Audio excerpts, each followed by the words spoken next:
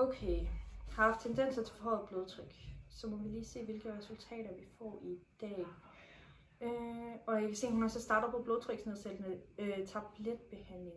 Det må vi også lige se i forhold til de målinger, vi får i dag. Ja.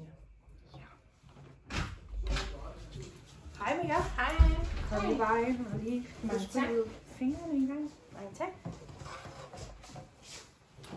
Vi skal lige have taget lidt blodtryksmåling i dag. Ja. Tænkte vi nemlig, jeg har jo haft hypertension i mange år. Ja.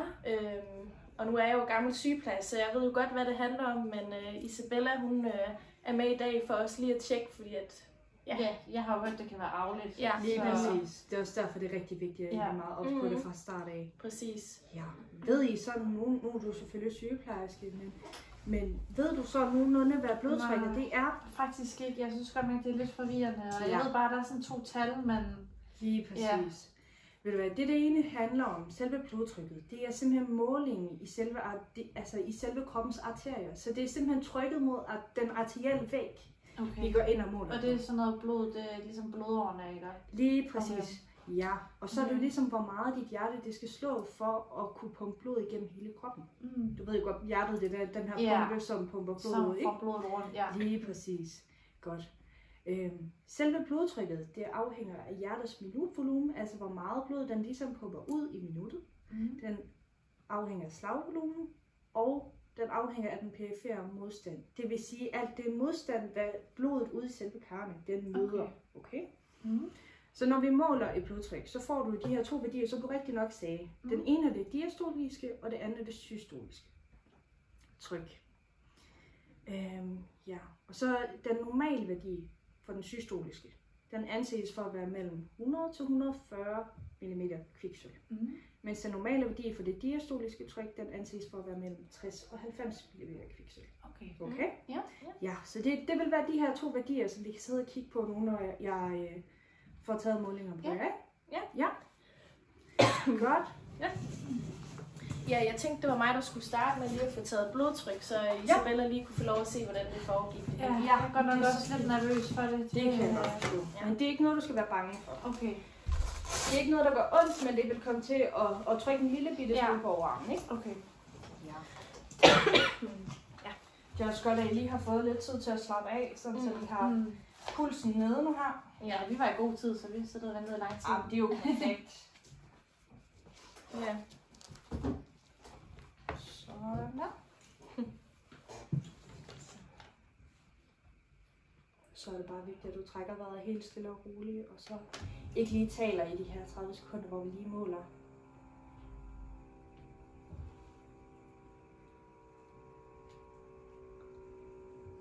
Sådan der.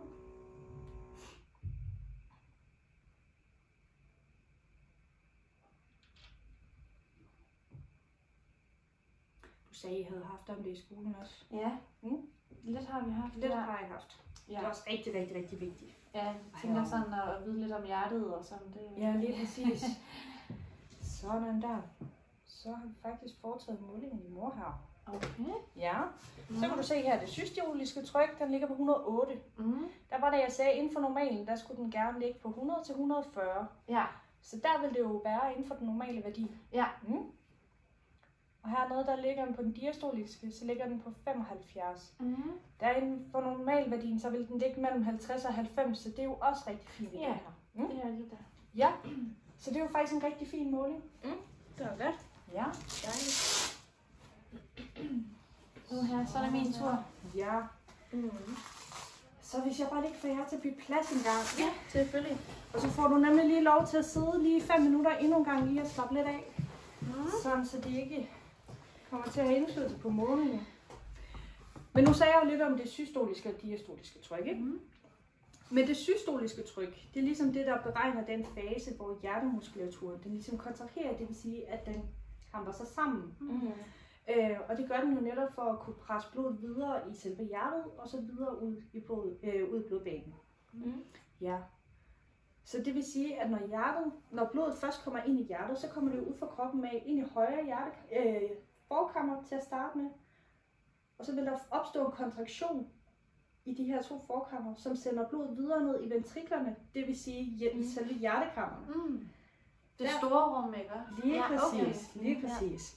Derefter så vil der være endnu en ventrikelkontraktion, hedder det. Hvor ventriklerne de også vil kontrahere, så vi kan få sendt blodet ud i de fraførende vener. Okay. Ja. Så det vil sige, det er systolen, det vil sige, når hjertet det kontraherer. Ikke? Og så diastolen, det vil så sige, hvor hjertet slapper af og bliver fyldt med blod. Så det vil sige, her er der ikke nogen kontraktion. Altså Så når det udvider sig. lige præcis. Okay. Ja. Det lyder da til. Du har Ja, godt jeg har ledet lidt efter. Ja. Der er en lille sygeplejerske. Ja. Ja.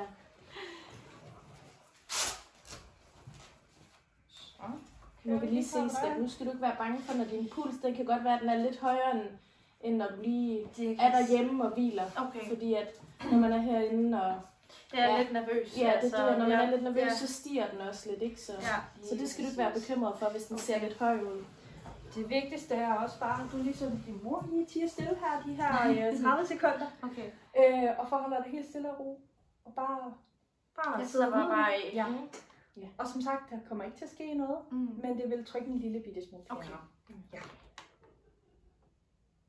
Sådan der. Så trykker du nok lidt, skat. Ja, det kan jeg da godt mærke. Ja. Det skal du ikke være bange for. Det er lige 10 sekunder, så slipper den igen. Du trækker bare vejret helt stille og roligt.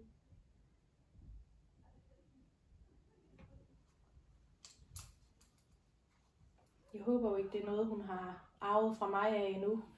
Jeg håber, der går lidt. Ja. Det er jo i hvert fald bare godt, at I har taget det i opløbet, sådan, så I hele tiden kan komme ind og være opmærksom på det, ikke? Ja. Jo. Sådan der. Godt. Det er jo en fin pulsmåling, det her. Igen, vi har en systolisk måling på 121. Normalen, den skulle ligge inden for 100 til 140. Så der ligger du jo rigtig fint. Ja. Vi har en diastolisk måling, som ligger på 72. Den skulle ligge mellem 60 og 90. Så igen har vi også en rigtig fin måling. Ja. Ja, så har du en puls på 71. Og den vil også være rigtig fin. Ja. Der er det godt. Ja, rigtig godt. Lige præcis. Og det er jo netop rigtigt, at I kommer. Rigtig fint, at I kommer, fordi så vi netop kan holde øje med, nu når du har for høj risiko for at have for højt blodtryk. Så vi ligesom kan hele tiden holde øje med din kredsløbsfunktion, ikke? Yes. Det er nemlig også det. Hun har jo haft lidt problemer med at sove, og okay. der har været lidt bøvl. Så... Er du lidt teenager? Ja, det kan man vist godt sige. Ja. Sådan der. Så som mor og gammel sygeplejerske, så bliver man jo lidt bekymret, ikke? Så... Ja, jeg læste faktisk, nej, det var i skolen, det fik vi da også at vide i skolen. Det er noget med, at hvis man ikke får sovet, så ophober der sig nogle affaldsstoffer, som vaskes ud i løbet af natten. Lige præcis. Ja. Og så bliver du også lidt ekstra humørsvingning. Ja, Ups. Ja, det er jo netop et stof, der hedder adenosin, som ophober sig i løbet af dagen. Og dermed så vil vi også opleve et øget søvnpres. Det vil sige, at vi føler mere og mere træthed, vi bliver mere og mere sløve i det, er ikke så fokuseret. Okay. Og det er simpelthen fordi, at det er kroppen, der fortæller os, at vores hjerne har brug for at blive renset. Og derfor er det så vigtigt, at vi får den her dybe søvn, hvor vi har sådan et system, der hedder det glykofatiske system. Og det er simpelthen sådan et rensesystem, hvor at hjernen den renser for alle de her affaldsstoffer, så vi ligesom kan føle sig friske og vågne. Ja, okay. Ja, lige præcis. Spændende. Så det er jo også derfor, at det er rigtig, rigtig, rigtig vigtigt, at du får en god nats søvn, og du får den dybe søvn. Ja. Det er især vigtigt. Så jeg ved ikke, om du har en tendens til at sidde med din telefon lidt om aftenen. Jo, det kan vi vist roligt sige. Det, der er rigtig vigtigt, det er måske at indføre, nu må du jo selv finde ud af det. Det er jo dig, det går ud over. Men der er et stof, der hedder melatonin. Okay. Og det bliver netop udskilt, når det begynder at blive mørkt udenfor. Så det vil sige, hvis du sidder med din telefon bare en halv time, inden du lægger dig til at sove, så vil det her niveau af melatonin, det vil automatisk være meget lavere. Derfor vil du ikke blive stimuleret på samme måde til at blive træt. Det ved jeg ikke, om du har lagt mærke til. Jo, jeg synes så, når jeg har ligget og kigget på min telefon i en times tid, så kan jeg slet ikke sove, selvom jeg var træt, inden at jeg lagde mig ind i sengen. Lige præcis. Og det er netop det, der sker. Ja, okay. Så det er måske lige en god ting at lige være ops på. Selvfølgelig skal du da have lov til det, til at sidde med din telefon, men det er bare vigtigt at være opmærksom på. Ja, okay. Ja. Er der nogle andre spørgsmål, I har ellers? Det tror jeg ikke. Nej. Det var jo dejligt. Tak for en dejlig oplevelse. Men selv tak det. Jeg tror, jeg vil være sygeplejerske. Ja, det kan jeg godt Det lyder forstå. med dig. Perfekt. Jamen, kan I have en rigtig god dag så?